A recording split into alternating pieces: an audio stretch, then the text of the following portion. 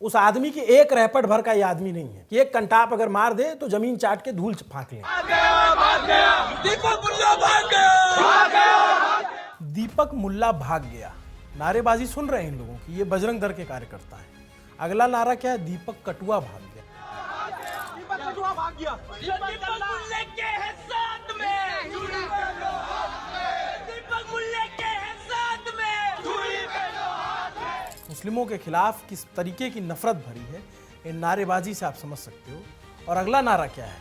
जो दीपक मुल्ला के साथ में चूड़ी पहन ले हाथ में। ये जो पूरी नारेबाजी है इस पर पोस्टमार्टम तो हम करेंगे, लेकिन इन सब को देखते सुनते समझते एक कविता याद आ रही है राजेश जोशी की। जो इस पागलपन में शामिल नहीं होंगे मारे जाएंगे, कटघरे में खड़े कर दिए जाएंगे। जो विरोध में बोलेंगे, जो सच सच बोलेंगे, मारे जाएंगे। बर्दाश्त नहीं किया जाएगा किसी की कमीज को उनकी कमीज से ज्यादा सफेद।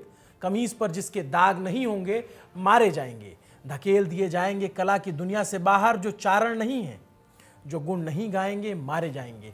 धर्म की ध्वजा उठाए जो नहीं जाएंगे जुलूस में, गोलियां भून डालेंगे, उन्हें काफिर करार दिए जाएंगे। सबसे बड़ा अपराध है इस समय निहत्थे और निरपराध होना। जो अपराधी नहीं होंगे मारे जाएंगे।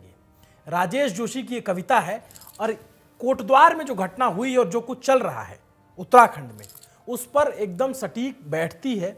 एक व्यक्ति जो पागलपन के खिलाफ खड़ा है, एक व्यक्ति जो वैशीपन के खिलाफ खड़ा है, उसके खिलाफ इस तरीके की नारेबाजी की जा रही। और नारा क्या लगा रहे हैं? जो दीपक मुल्ले के साथ में चूड़ी पहन ले हाथ में। जो लोग ये नारा लगा रहे हैं उनकी जानकारी के लिए बता दें कि चूड़ी जो है ना, आपकी माताएं पहनती हैं। जिस माँ की जन्म कोख से जन्म लिया है वो माता चूड़ी पहनती है। जो आपकी बहन है वो चूड़ी पहनती है, आपकी बुआ मौसी चूड़ी पहनती है। चूड़ी को जो लोग कमजोरी की निशानी समझते हैं, उनके मानसिक दिवालियापन जो है वो इन नारों में छिपा हुआ है कि चूड़ी को ये कमजोरी की निशानी समझते हैं। और ये कह रहे हैं कि चूड़ी पहन ले हाथ में। जो जिस माँ ने तुम्हें जन्म दिया है वो कमज़ोर है। 9 महीने की प्रसव पीड़ा सह करके जिसने तुम्हें जन्म दिया वो कमज़ोर है और तुम ताकतवर हो, इसलिए तुम चूड़ी नहीं पहन रहे हो, वो चूड़ी पहनती है। चूड़ी श्रृंगार की वस्तु है, कमज़ोरी की निशानी नहीं है। पहली बात ये नारेबाजी करने वाले लोग जान लें। आप क्या कह रहे हो कि चूड़ी पहन ले हाथ में। जो बहन आपको राखी बांधती है वो चूड़ी पहनती है तो वो कमज़ोर है। इस देश में जो बड़े बड़े पदों पर जो महिलाएं पहुंची, देश की जो राष्ट्रपति हैं वो चूड़ी पहनती हैं तो कमज़ोर है। देश की जो वित्त मंत्री हैं या फिर देश की प्रधानमंत्री रही इंदिरा गांधी, या तमाम महिलाएं जो देश का नाम रोशन कर रही हैं अलग अलग फील्ड में, जो महिला क्रिकेट टीम है, जितनी भी महिलाएं बड़ी बड़ी IT सेक्टर में, बड़ी बड़ी बैंकिंग सेक्टर में काम करती, कमज़ोर है। तुम्हारी तरह बेरोजगार फुकरी थोड़ी ना है वो। चूड़ी पहन ले हाथ में, नारा लगा देना और आकर के उधमबाजी करना। और ये सब कुछ पुलिस के सामने हो रहा था, उत्तराखंड की पुलिस। बजरंग दल तेरी नस्ल बिगाड़ देगा, तुझे तेरी औकात दिखा देगा कि तू है क्या चीज। बजरंग दल आज मैदान में आया है। बजरंग दल मैदान में, बजरंग दल के सम्मान में। मोहम्मद तेरी खैर नहीं, मोहम्मद तेरी खैर नहीं, मोहम्मद तेरी खैर नहीं।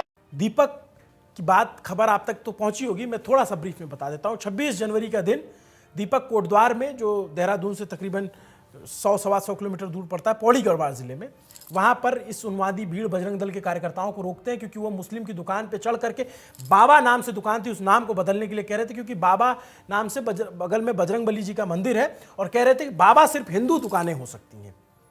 पीर बाबा भी होते हैं, बच्चों को भी बाबा कहा जाता है, बुजुर्गों को भी बाबा कहा जाता है। बाबा नाम पे ये हिंदुओं का एकाधिकार कब से हो गया? और हिंदू तो दीपक भी है ना। दीपक तो नहीं कह रहे कि ये बाबा नाम हिंदुओं का एकाधिकार। ये बजरंग दल के उन्मादी कार्यकर्ता जिन पर अभी तक कोई FIR दर्ज नहीं हुई, कोई भी FIR दर्ज नहीं हुई है, और ये कह रहे हैं कि दीपक मुल्ला। क्यों? क्योंकि दीपक ने उस समय जब भीड़ को रोका और कहा कि नहीं, दुकान में नाम नहीं बदलेगा, तो दीपक से नाम पूछा, तुम्हारा नाम क्या है, बड़े ताव में। तो दीपक ने आंख में आंख मिलाकर इस पूरी उन्मादी भीड़ के सामने कहा, मोहम्मद दीपक नाम है, जाओ जो करना है कर लेना। भीड़ को रोक दिया। तिलमिला गए ये लोग और पूरी भीड़ को इकट्ठा किया। उसके बाद 26 जनवरी की घटना के बाद दीपक ने बताया कि भाई उनको खतरा है, पुलिस ने उन्होंने बता दिया है सब कुछ। लेकिन ये सारी उन्मादी भीड़ इकट्ठा होती दीपक के जिम के बाहर। दीपक जिम ट्रेनर है, उन्होंने मेहनत करके अपनी बॉडी बनाई है, लेकिन साथ में इंसानियत का दिल भी उनके अंदर है, जिसको उन्होंने प्रोटीन के पाउडर से ढककर मारा नहीं। और हिम्मत देखिए इन तमाम लोगों की, पुलिस के सामने चढ़ रहे हैं उसकी दुकान, उसके जिम पर, और जब भीड़ अलग करती है तो ये एक सिखड्डी पहलवान जो है ये कूद करके आगे जाते हैं दीपक से लड़ने के लिए। उस आदमी की एक रैपट भर का ये आदमी नहीं है कि एक कंटाप अगर मार दे तो जमीन चाट के धूल फाँक लें। लेकिन क्यों इस तरीके से ये कूद के भाग रहा है? क्योंकि इसके पीछे उन्मादी भीड़ खड़ी है, सैकड़ों की, जो पागलपन में शुमार भीड़ है। दीपक पागलपन में शुमार नहीं है, उनका नाम दीपक कुमार कश्यप है, और वो इंसानियत के लिए खड़े हुए कि ये उन्माद नहीं होने दूंगा, ये कम्युनल हार्मनी को बिगड़ने नहीं दूंगा। तो फिर क्या हुआ? दीपक को बदले में क्या मिला? धमकियां मिल रही हैं। दीपक के जिम पर लोग चढ़ जा रहे हैं, दीपक के बाहर जो है फोर्स है उनको हटा रही है, लेकिन इन पर कोई कार्रवाई नहीं हो रही है। चंद्रमोहन सेमवाल वहाँ के डिप्टी एसपी हैं, उन्होंने अब तक इन हंगामा करने वालों के खिलाफ एक भी एफआईआर दर्ज क्यों नहीं की है? जो सर्वेश पवार हैं, जो वहाँ के एसपी हैं, पौड़ी गढ़वाल के एसएसपी हैं, उन्होंने इन पर एफआईआर दर्ज क्यों नहीं की अभी तक? इन लोगों के हाथ किसने बांध रखे? एसएसपी से भी नहीं हो रहा है, डीआईजी साहब कर्ण सिंह नामग्याल आपसे भी नहीं हो पा रहा है, आप भी एफआईआर दर्ज नहीं करवा पा रहे हो इस भीड़ पे। ये उन्माद में, जो पागलपन में पहले 26 तारीख को उन्माद करती, फिर 31 को उन्माद करती है। और अगर इनसे भी नहीं हो पा रहा है, दीपम सेठ जी आप डीजीपी की कुर्सी पे हैं, आपके राज्य में इस तरीके की घटना हो रही है, क्या एक ऑर्डर आप लोगों से नहीं साइन होता कि इस पर एफआईआर कर दी जाए? मैं इसलिए नाम लेता हूं क्योंकि नाम लूंगा तो कानों तक पहुंचेगा आपके, मुझे पता है, इसीलिए मैं नाम लेता हूं कि आपके कानों तक पहुंचे, आपके कानों पे जूरेंगे। और इन सब से भी नहीं हो पा रहा है तो उत्तराखंड के मुख्यमंत्री पुष्कर सिंह धामी जी, आपको जब आप सरकार में चुन के आते हैं तो कहते हैं हर लोगों की, सभी की रक्षा करेंगे, व्यक्ति विशेष की नहीं। और जब किसी व्यक्ति की, जो आपके राज्य की सुरक्षा के लिए उन्माद के खिलाफ खड़ा है, उसके खिलाफ इस तरीके का पागलपन हो रहा है, उसको घेरा जा रहा है, उसको मारने की धमकियां दी जा रही हैं, तब इन लोगों के खिलाफ एफआईआर क्यों नहीं हो रही है?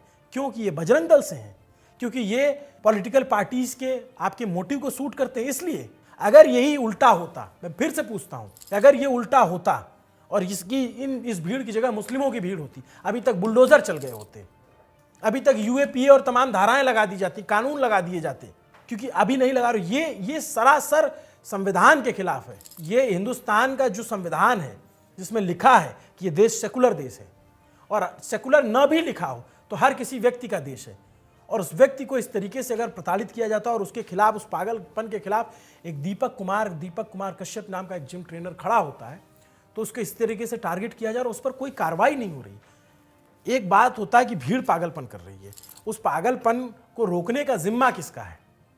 पुलिस का, प्रशासन का, सरकार का। सरकार किस लिए चुनी जाती है? दीपक को सरकार की जरूरत अपने जीवन में नहीं पड़ेगी, वो जिम चलाते हैं, उनका रोजगार अच्छा चलता है, वो कमा खा लेंगे, अपने बच्चों को खिला पिला लेंगे। सरकार और प्रशासन की जरूरत तब पड़ती है जब मुसीबत हो, और जब इस तरीके से सैकड़ों की भीड़ खड़ी हो। जो ये लड़का कूद के मारने गया दीपक को, आप सोचिए कि ये दीपक से अकेले अकेले मुकाबला कर सकता है? नहीं कर सकता। लेकिन इसके पीछे जो सैकड़ों की भीड़ खड़ी है, उन्मादी, पागलपन में चूर, एक दुकान का नाम बदलवाना, और उसके लिए दीपक खुद भी हिंदू हैं, लेकिन उनको मारने पीटने के लिए तैयार बैठी हुई है। नमस्कार, जय सिया राम, अस्सलाम वालेकुम, सत श्री अकाल, केम छो। ना मैं हिंदू हूँ, ना मैं मुसलमान हूँ, ना मैं सिख हूँ, ना मैं ईसाई हूँ। सबसे पहले मैं एक इंसान हूँ, क्योंकि मरने के बाद मुझे जवाब भगवान को देना है, इंसानियत को देना है, ना कि किसी धर्म को देना है। कुछ टाइम से आप एक चीज़ नोटिस कर रहे होंगे कि सोशल मीडिया पर एक वीडियो बहुत तेज़ी से वायरल हो रही है। हिंदू मुसलमान को लेकर किसी एक इंसान को टारगेट करना मेरे हिसाब से ये गलत है, ऐसा नहीं होना चाहिए। चाहे वो हिंदू हो, चाहे वो मुसलमान हो। आप लोगों से, आप भाइयों से, बहनों से, दोस्तों से मैं बस इतना कहना चाहता हूँ कि हमारे देश को प्यार की ज़रूरत है, मोहब्बत की ज़रूरत है, ना कि कोई नफ़रत की। नफ़रत तो आप कितनी भी फैला सकते हो, उसमें कोई दिक्कत नहीं है, मगर प्यार बांटना बहुत बड़ी बात है। तो प्लीज़ प्यार से देखिए हमारे देश को, हमारे देश के लोगों को। धन्यवाद। अगर पुलिस ना हो तो ये भीड़ उनका क्या हास्य करेगी, हम आप अंदाजा भी नहीं लगा सकते। देश को तमाम ऐसे हजारों सैकड़ों दीपकों की जरूरत है जो नफरत के इस अंधकार में रोशनी दे सकें, और दीपक को बचाने का, प्रोटेक्ट करने का जिम्मा भी हम ही लोगों का है, हमारे देश के लोगों का है, कि जो दीपक की आवाज़ बने। जो उन्माद पसंद लोग नहीं हैं, जो हंगामा, जो खून खराबा, जो मारपीट पसंद लोग नहीं हैं, वो दीपक के साथ खड़े होंगे, और दीपक के साथ खड़े हो भी रहे हैं। मैं हर जगह देख रहा हूँ, सोशल मीडिया पे तमाम रिएक्शन आ रहे हैं, लेकिन जिसको जरूरत है खड़ा होने का, पुलिस, उत्तराखंड की पुलिस, वो क्यों नहीं खड़ी हो रही? वो इन पर एफआईआर क्यों नहीं दर्ज करती? अगर एक बार ये जितनी भीड़ है इनको चिन्हित करके कठोरतम धाराओं में अगर इनको चिन्हित करके एफआईआर दर्ज कर दी जाए और इनको जेलों में डाल दिया जाए, मजाल है दोबारा कोई आएगा। लेकिन नहीं, ये पॉलिटिकल नैरेटिव में सूट नहीं करेगा, फिर वोट की राजनीति होगी, फिर सरकार पे सवाल उठेंगे। सरकार जो है वो सर्वसम्मत होनी चाहिए, लेकिन सरकार सर्वसम्मत नहीं है। यहाँ पे एक व्यक्ति जो डर रहा है, जिसकी जान को खतरा लग रहा है, उसको बचाने के लिए कोई काम नहीं किया जा रहा है। अभी आप कह दो तो फलाना निकाल देंगे, लैंड जिहाद है तो पहाड़ जिहाद है तो झरना जिहाद है तो पानी जिहाद है, सारा जिहाद कर देंगे। इसमें कुछ नहीं दिख रहा है। इसीलिए सरकारों की नीयत पर, जो उत्तराखंड में भारतीय जनता पार्टी की सरकार चल रही है, उस पर सवालिया निशान उठ रहे हैं, खास करके सीएम पुष्कर सिंह धामी पर।